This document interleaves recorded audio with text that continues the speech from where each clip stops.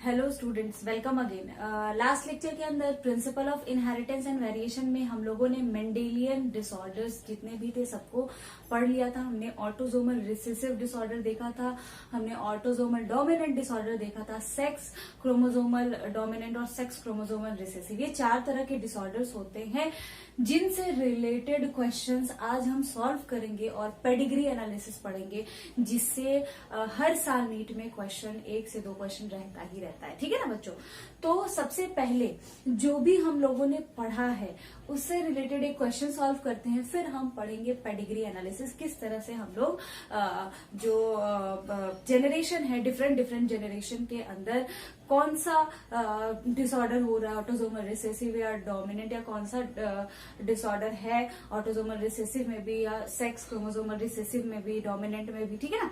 तो वो हम पढ़ेंगे। उससे पहले हम लोग ये इस तरह के क्वेश्चंस को सॉल्व कर लेते हैं। जैसा कि मैंने आपको पहले भी बताया है, 2 तरह के क्रोमोसोम्स हैं, एक ऑटोसोम और दूसरा सेक्स क्रोमोसोम। तो सेक्स क्रोमोसोम अगर होगा कभी भी तो एक्स वाई से या एक्स एक्स से हम डिनोट करते हैं, फीमेल में एक्स एक्स और मेल में एक्स वाई। बट बाकी ऑटोसोमल को हम लोग अगर डोमिनेंट है तो कैपिटल ए, और अगर रिसेसिव है तो स्मॉल ए से डिनोट करते हैं। अगर रिसेसिव डिजीज होगा, रिसेसिव डिसऑर्डर होगा तो उसे हम स्मॉल से, ऑटोसोमल रिसेसिव डिसऑर्डर होगा तो उसे हम स्मॉल ए से डिनोट करेंगे। ऑटोसोमल डोमिनेंट होगा तो कैपिटल ए से डिनोट करेंगे। अगर कैरियर है तो capital A small A, recessive अगर होगा तो या डोमिनेंट होगा तो कैपिटल ए। ठीक है ना? तो इस तरह से हम डिनोट करते हैं। तो यहां अब हम समझते हैं क्वेश्चन क्या है। अ मेल हेट्रोजाइगस फॉर एल्बिनिज्म हम लोगों ने पढ़ा था ना, क्या था? ऑटोसोमल रिसेसिव डिसऑर्डर है। ठीक है ना? तो रिसेसिव है यानी यहाँ पे दे रहा हेट्रोजाइगस, यानी मेल क्या है? कैरियर है। तो अ मेल हेट्रोजाइगस फॉर एल्बिनिज्म, यानी अगर मेल की बात करें तो इसके लिए हम क्या लिखेंगे? सिंस ऑटोसोमल डिसऑर्डर है तो कैपिटल ए स्मॉल ए। ठीक है? क्योंकि हेट्रोजाइगस बोल रहा है तो हेट्रोजाइगस तो पहले भी हमने पढ़ा है क्या होता है, और एल्बिनिज्म है तो स्मॉल ए से दिखा रहे। क्यों? क्योंकि रिसेसिव डिसऑर्डर है, ऑटोसोमल रिसेसिव। ठीक है? मैरीज एल्बिनो फीमेल, किससे शादी हो रही है उसकी? एल्बिनो फीमेल, यानी फीमेल जो है इसको एल्बिनो है यानी एल्बिनिज्म है, और ये ऑटोसोमल रिसेसिव है यानी यहाँ कैरियर नहीं होगा, इसमें पूरी तरह से इसको है। ठीक है? तो हम डिनोट करेंगे स्मॉल ए से। Then what percentage of their child will have albinism, तो इनसे जो ऑफस्प्रिंग होगा, जो चाइल्ड होगा, उनमें से कितने को क्या होगा? एल्बिनिज्म होगा। तो इसे हम सॉल्व करेंगे आसानी से। एक कैपिटल ए अगर इससे हुआ तो कैपिटल ए स्मॉल ए, फिर इससे इसको क्रॉस कराए capital A small A, again इससे इसको क्रॉस कराए स्मॉल ए, और फिर इसको इससे क्रॉस कराए तो स्मॉल ए। ठीक है? तो यहाँ जैसा कि हम देख पा रहे हैं चाइल्ड, टोटल 4 चाइल्ड है, 4 चाइल्ड में से 2 चाइल्ड को क्या है? एल्बिनिज्म है। ठीक है ना? और 2 चाइल्ड क्या है? कैरियर है। यानी आंसर क्या होगा? Answer is 50% of child is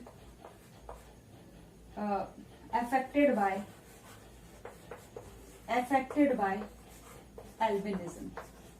ठीक है?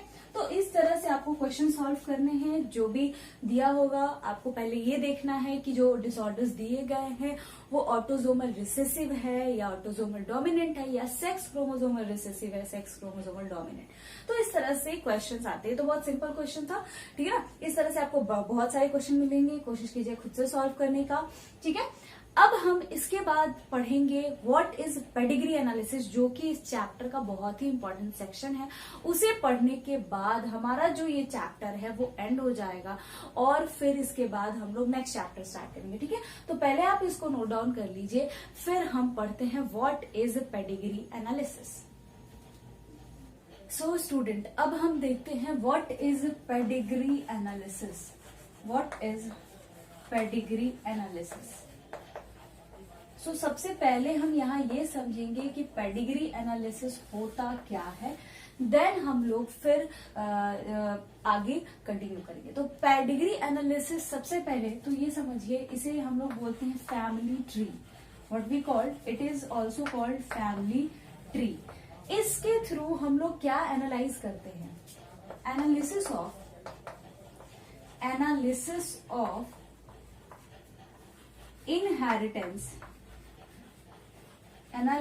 of inheritance of genetic traits by making family diagram is called pedigree analysis. यानी पेडिग्री एनालिसिस में क्या बोला गया, इसमें हम क्या एनालाइज करते हैं कि कौन से ट्रेट का ट्रांसफर हुआ है नेक्स्ट जनरेशन में, और इसे पता करने के लिए हम फैमिली डायग्राम बनाते हैं। और इस डायग्राम के हेल्प से हम ये पता कर पाते हैं कि पेरेंट्स से ऑफस्प्रिंग में किस तरह का ट्रेट का ट्रांसफर हुआ है। इसे ही हम क्या बोलते हैं, पेडिग्री एनालिसिस बोलते हैं। तो बच्चों, इसे पढ़ने से पहले हम कुछ सिंबल्स लर्न करेंगे और देखेंगे कि वो सिंबल किसको रिप्रेजेंट करता है, ठीक है ना। तो सबसे पहले अब हम देखते हैं सिंबल्स। यहाँ पे हम लिख रहे हैं सिंबल्स, और वो जो सिंबल है वो किसको रिप्रेजेंट कर रहा है, कैरेक्टर, ठीक है। वो सिंबल कौन सी कैरेक्टर को रिप्रेजेंट कर रहा है उसे हम इधर लिखते हैं, ठीक है। जैसे कि अगर सिंबल कुछ ऐसा है, ठीक है, एंड ऐसा है, तो ये जो आप सिंबल देख रहे हैं ये नॉर्मल फीमेल का सिंबल है, और ये जो आप देख रहे हैं ये नॉर्मल मेल का सिंबल है। यानी इन दोनों को किसी तरह का कोई डिसऑर्डर नहीं है। तो यहां हम लिख देंगे नॉर्मल फीमेल, फीमेल के लिए हम ये यूज करेंगे, एंड नॉर्मल मेल, मेल के लिए हम ये सिंबल यूज करेंगे, ठीक है। तो ये पहला सिंबल हो गया। दूसरा, नेक्स्ट सिंबल की अगर बात करें तो इस तरह से अगर है, तो ये प्रोजोपिटा एंड ये प्रोजोपिटस। प्रोजोपिटा क्या होता है, प्रोजोपिटस क्या होता है, ये हम अभी आगे देखेंगे, ठीक है। अभी बस आप यहाँ पे समझिए ये क्या है, प्रोजोपिटा और ये प्रोजोपिटस। तो प्रोजोपिटा एंड प्रोजोपिटस, ठीक है। इसके बाद अगर सिंबल कुछ इस तरह से दिया हुआ है, तो इसमें जो सेक्स है वो अनस्पेसिफाइड है, मतलब क्लियर नहीं है कि वो मेल है या फीमेल है, यानी अनस्पेसिफाइड सेक्स है। तो यहां पे हम लिख देंगे अनस्पेसिफाइड सेक्स, ठीक है। पहले आप इसको नोट डाउन करिए, फिर और भी सिंबल से आगे जिन्हें हमें पढ़ना है, तो पहले आप इसको नोट डाउन कर लीजिए। सो स्टूडेंट, पेडिग्री एनालिसिस करने के लिए नेक्स्ट जो सिंबल्स हैं, सारे के सारे सिंबल्स को हम पढ़ेंगे। अभी तक हम लोगों ने 3 सिंबल्स देखे हैं और देखा है कि उनके लिए कौन कौन से कैरेक्टर्स हैं।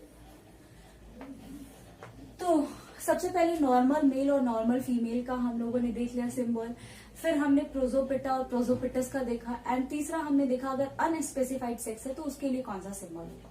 इसके बाद अगर सिंबल कुछ इस तरह से है,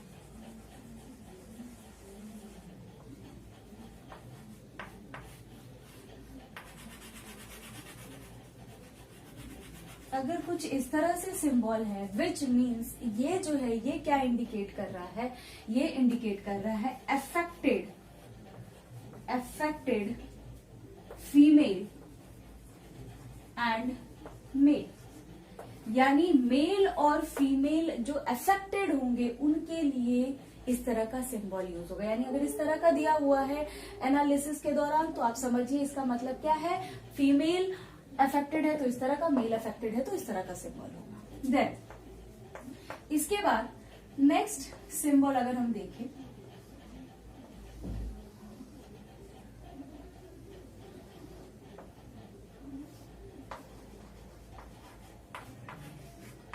या इस तरह से भी कर सकते हैं, ठीक है। तो इसमें क्या होगा, ये रिप्रेजेंट कर रहा है death of female and male. इस केस में क्या हो गया है, डेथ हो गया है मेल और फीमेल का।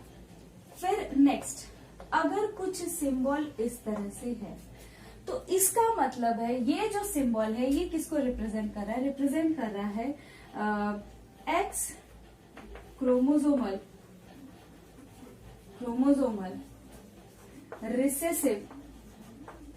Recessive disorder.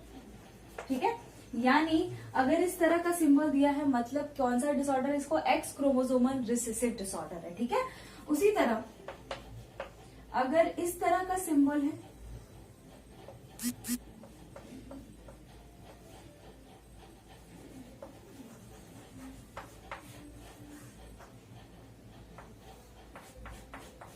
तो ये रिप्रेजेंट कर रहा है ऑटोजोमल।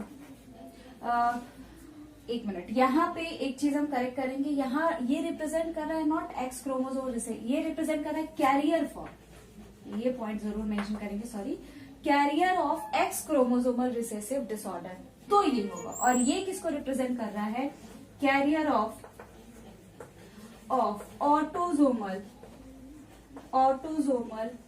Recessive disorder,